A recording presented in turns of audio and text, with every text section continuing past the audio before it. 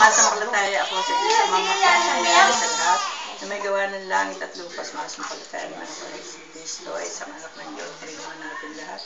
Nagkatangtag sa lulang ng Espiritu Santo, pinanganak sa Santa Maria Virgen. Kaya pakasama na tita, para maliwanag.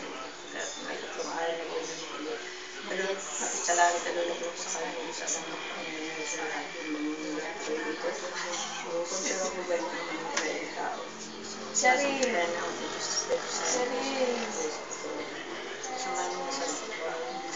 Payakin, dali, payakin. Ang tunay na pangalan? Yera Lobel. Yera Lobel. Charap, charap, charap. Ang sahod ko sa ulo. Ako na po magbubuhat, ako na rin po magkakapit. Batang bibili na habang sinasabi ang mga salitang sumusunod. Inang. Tagilid ka. Hindi makita. Binyagan ko sa ngalan ng Ama at ng Anak at ng Espiritu Santo. Amen.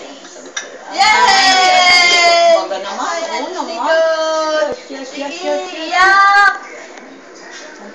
Maiyak yan at mababasahan. Ibabaw mo pa.